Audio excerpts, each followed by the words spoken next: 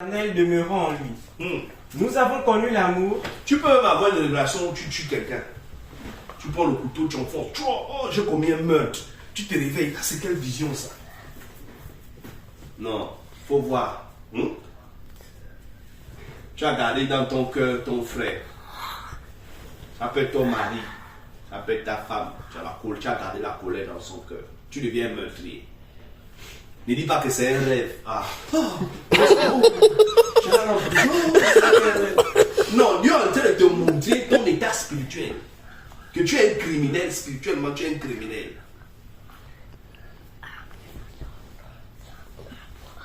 Oui. Nous avons connu l'amour en ce qu'il a donné sa vie pour nous. Nous aussi, nous devons donner notre vie pour les frères. Ah, c'est la partie là que j'aime. Il dit quoi? Nous connaissons l'amour parce que il a donné sa vie pour nous. Donc, nous aussi, nous devons donner notre vie pour les frères. C'est la vérité qui est écrite là-bas. Amen. Non, relis la partie là. Nous aussi. Nous avons connu l'amour en ce qu'il a donné sa vie pour nous. Nous aussi, nous devons donner notre vie pour les frères. Nous devons faire quoi? Donner notre vie pour les frères. Ça veut dire quoi? Donner sa vie pour les frères. Ça veut dire quoi? Qui peut m'expliquer ça? Oui, mon frère. Donc, quand on parle de donner sa vie, ça veut dire que nous devons... Il ne faut pas donner les exemples. Je veux que tu me définisses l'expression là. Donner sa vie. Pas en prenant une situation. Oui. Donner sa vie pour son frère, c'est être capable de se sacrifier pour son frère. Voilà. Amen. Amen. C'est ça. C'est se sacrifier pour son frère. C'est se priver de son confort, de son bien-être, pour aider ou sauver son frère.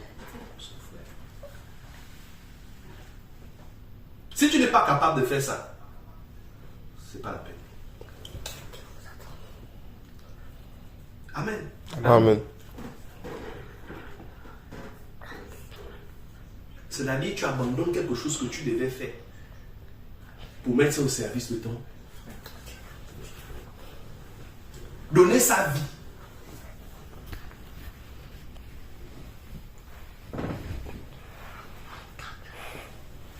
Il y a des situations, ça peut m'arriver. Tu es seul avec ta soeur dans le même quartier ou dans la même ville. Elle est malade, elle n'a pas sa mère, elle n'a pas son père à côté, elle n'a pas ses frères. Elle est hospitalisée. Il faut apporter à manger, il faut l'aider à aller à la douche. C'est laver. Mais toi, tu dois peut-être aller à l'école. Tu as cours de 7h à 12h. Mon frère, donner sa vie. Tu vas grignoter même 2 heures de temps dans tes cours. Tu vas aller chaque matin à l'hôpital, ma soeur. Je suis venu pour te laver. Te faire à manger. Tiens, mange, tu nettoies ta soeur. Je reviens le soir. Tu pars. Tu reviens le soir, tu dors avec ta soeur. Au lieu de dormir chez toi, sur ton matelas. Tu dors par terre, tu mets le drap, tu dors. Parce qu'il faut quelqu'un pour surveiller ta soeur. Le matin, tu laves le visage, tu t'occupes d'elle, tu le pars à l'école. Personne ne sait. Tu viens là, tu as même un peu sommeil, mais tu es en train de faire l'école. Parce que tu es en train de donner ta vie pour ta soeur. Mais tu peux dire non, de toute façon les infirmières vont s'occuper de toi. Les théories européennes vont commencer à monter dans ta tête. Les théories européennes. Non, ce genre de choses, normalement, c'est pas se faire. Il faut, dans ce genre de situation, il faut appeler une femme du service social qui va essayer de la laver.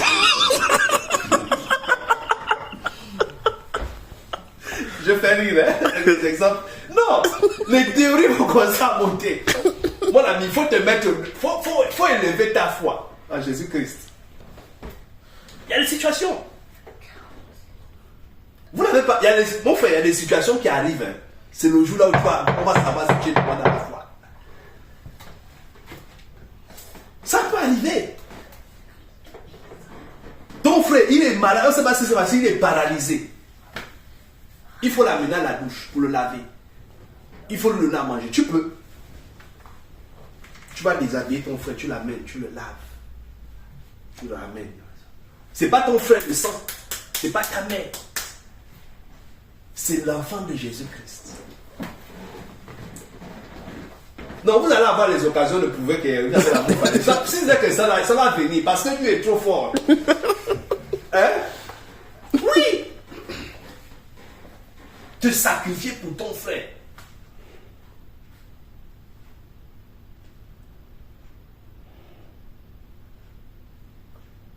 Il y a des gens, tellement ils n'ont pas l'amour fraternel, ils ne sont pas prêts à, pas seulement sacrifier leur vie, même leur bien, ils ne mettent ça jamais au service de leur frère. On te dit on doit aller chercher, ici en Europe il n'y a pas ça, c'est chez nous en Afrique. On te dit non, le frère là-bas il est malade, il habite au PK7, il faut descendre la colline, il y a un peu les trous, mais tu as le véhicule. Il faut que tu amènes ton passé. On ne peut pas marcher de la maison jusqu'à la route avec le frère parce qu'on doit le suivre pour laisser avec ton véhicule. Tu vois ça à réfléchir. Ah, moi j'ai fait une réparation là, ça fait peut-être 1 mois. Je vais aller bousiller mes amortisseurs. Ah, bon les frères non là c'est pas bon quoi. La voiture là c'est pas bon là. Ils sont retrouvés nous se mettez là même dans la brouette. Tu as vendu la vie de ta soeur, de ton frère à cause de ta voiture. Est-ce que tes amortisseurs vaut la vie de ton frère? Je dis, si c'est les occasions pour prouver qu'on a l'amour fraternel, ça va venir. Ça ne manquera pas, je vous dis la vérité. Mais la vraie question, c'est savoir, est-ce que nous avons l'amour des frères? Ça va se savoir. Jésus a donné sa vie pour nous. Nous aussi, on doit donner nos vies pour les frères. Quand vous allez faire ça, même les blancs vont rentrer en Christ. Parce qu'ils vont trouver ça bizarre. Ils disent, mais ça, c'est quel caractère, c'est quel complexe, ça sort d'où, quoi, cette façon de faire là. Comment les gens vous aimez? En voulant vous aimer trop, hein. Oh, frère, en Christ, tout ce qu'est l'amour. Les gens auront envie d'être. Le monde cherche l'amour. Le monde là, le monde souffre du manque d'amour. C'est pourquoi les gens se suicident. Oui. Verset 17. Si quelqu'un possède les biens du monde et que voyant son frère dans le besoin, il lui ferme ses entrailles, comment l'amour de Dieu demeure-t-il en lui? Si quelqu'un est bien de ce monde, il voit son frère les besoins, il ferme ses entrailles, comment l'amour de Dieu demeure-t-il en lui? Petits enfants, n'aimons pas en parole et avec la langue, mais en action et avec vérité. Amen. N'aimons pas avec la bouche, mais avec les actes.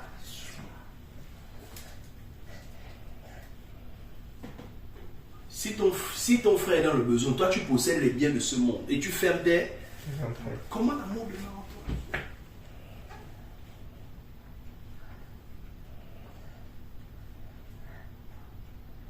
Souvent on dit, il y a certains frères, souvent au Gabon, ils disent non, tu ne veux pas venir à l'église, pourquoi? Dimanche passé, je n'avais pas le taxi. Donc depuis lundi, mardi, mercredi, jusqu'à dimanche, tu n'as pas pu trouver le taxi, c'est que tu as vu. Non. Vous savez que c'est bizarre chez nous. Non, tout ça bizarre. Vous savez pourquoi? Vous savez comment on demande ici, on demande aux frères. Donc dans toute l'église de Jésus-Christ, dans toute l'église, c'est-à-dire la multitude des frères, tu n'as pas un frère qui n'a pas pu te donner, tu n'as pas trouvé un frère qui a pu t'assister. Non. Il n'a pas demandé. Il n'a pas demandé.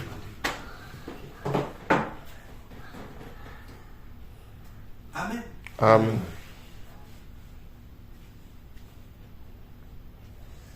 Il n'a pas demandé.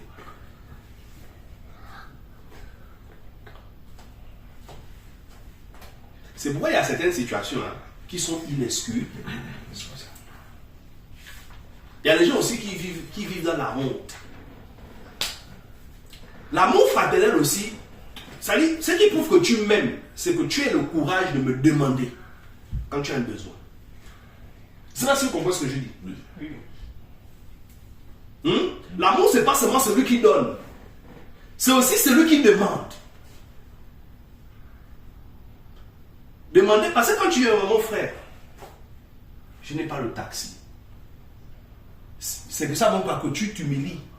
D'accord? Et ton acte d'humilité montre que tu as de la considération pour moi. Que tu me regardes comme réellement ton honte. Ils ont peur de demander assistance. C'est parce que vous regardez vos frères comme des étrangers.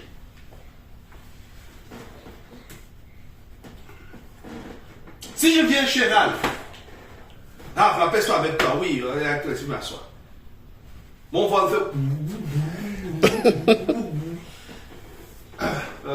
Sinon, ça va. Ouais, ça va.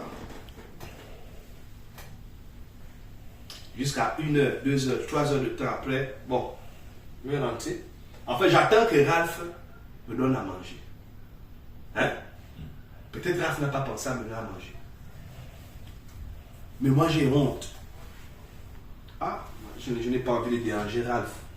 Moi, je ne sais pas ce que Ralph peut penser. Si je dis que j'ai faim, là, il va peut-être penser. En fait, tu commences à te faire des idées. Qu'est-ce qu'il va penser de moi? Ah, moi, je ne veux pas qu'il pense que je suis venu chez lui à cause de la nourriture. Tu commences à faire des films dans la tête. Non, mon frère, dis seulement Ralph, moi j'ai faim.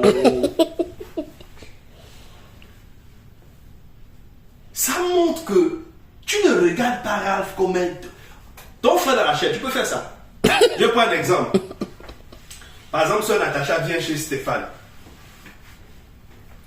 même si frère se fait marier comme quoi, elle ne va même pas hésiter. J'ai faim. Solange, tu as préparé quoi? Steph, je vais manger. Hein? Parce qu'elle se sent libre. Elle sait que c'est mon propre frère.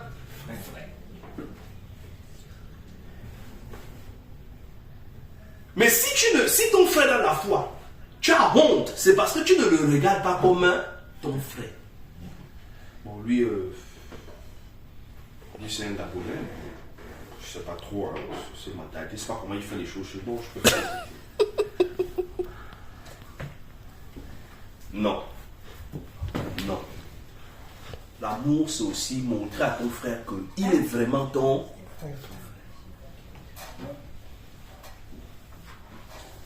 Il y a des comportements qu'il faut enlever de la foi. Il faut enlever. Parce que ça ne correspond pas à l'évangile qu'on a reçu. Avoir honte de demander à son frère.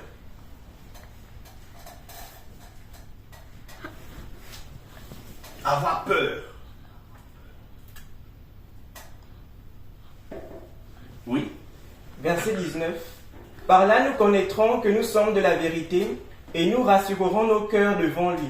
C'est comme ça que tu vas savoir que tu es réellement dans la vérité. Ne dis pas je suis dans la vérité parce que tu es là, oui, on m'a baptisé dans Jésus-Christ. Est-ce que tu aimes ton frère? Comment tu montres l'amour? Et tu vas rassurer ton frère. Continue. Car si notre cœur nous condamne, Dieu est plus grand que notre cœur. Si notre cœur nous condamne, Dieu est plus grand que notre cœur. Et il connaît toutes choses. Amen. Le fait de ne pas avoir de l'amour, ton cœur peut te condamner. Amen. Amen. Ah, je n'ai pas aidé mon frère, je n'ai pas aidé ma soeur, je n'ai pas été là quand il avait besoin de moi. J'aurais pu faire ceci, je n'ai pas fait. Il y a des gens qui peuvent abandonner même la foi parce qu'on n'aura pas témoigné de l'amour.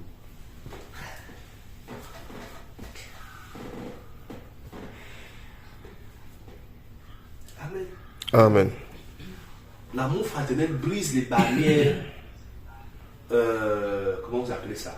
Traditionnelles, culturelles, Ethnique. ethniques, nationales, territoriales,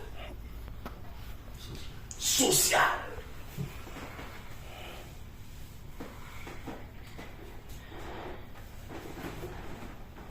Amen. Amen.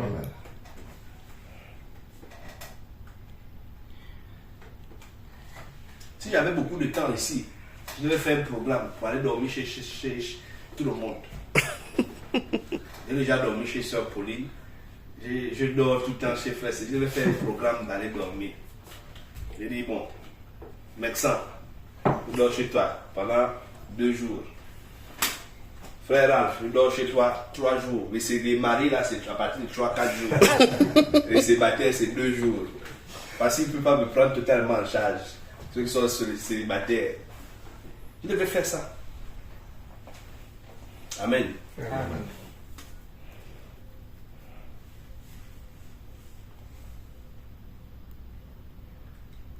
Est-ce que nous avons l'amour fraternel? Dis pas, le frère là, je ne le connais pas bien. Bon, ça fait seulement un mois que lui et moi on s'est rencontrés. Avant, c'était sur Skype. Mais bon, ça fait seulement on s'est donné le truc physique là. Bon, ça fait un mois. Hein. Bon, je peux pas, je connais pas trop ce frère là. Bon, je suis un peu hésitant. Vraiment, est-ce qu'il peut vraiment venir chez moi? Est-ce que je peux lui dire d'abord de m'attraper ma fille là? Il peut fuir avec ma fille.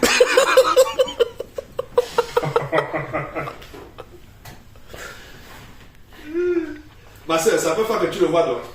Non. On s'est vu pendant Frère, le séminaire. non, mais échappe souvent. Augustin. Au séminaire. Ouais. Non, avant le séminaire, il y a Non, on n'est-ce pas? parlait juste sur WhatsApp. Voilà, sur WhatsApp. Imagine le jour du séminaire, le jour de... Non, il était au mariage. Oui. Voilà, le jour du mariage, on arrive. Ah, c'est pas fait Augustin, oui. Tu dois partir quelque part, il n'y a plus personne pour le mariage. Tout le monde est parti. Il reste que frère Augustin. Et tu l'as appris mal faire quelque chose. Tu peux lui donner ton fils Hazard. Que pardon, prends d'abord mon fils Hazard, va d'abord avec lui chez toi. Est-ce que tu peux garder mon fils Hazard pour la vie? Parce que je ne peux pas la mettre en mieux, mais tu peux. Oui, je peux. Tu pouvais. Oui. C'est facile, hein?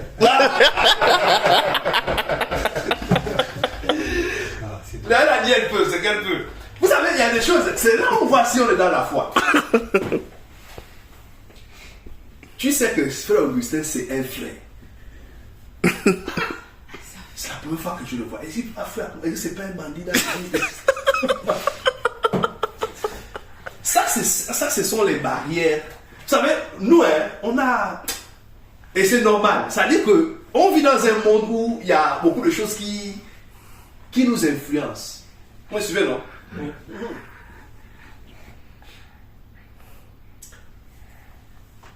Moi, chez moi, je n'ai aucun membre de ma famille dans la chair. À part mes enfants, ma femme. C'est les frères. Mais si j'ai un frère, surtout mes petits frères là, j'ai certains petits frères qui sont dangereux dans la chair. Si c'est qu'il est à la maison ou bien machin, je ne peux pas laisser mon argent partout. Je ne peux pas.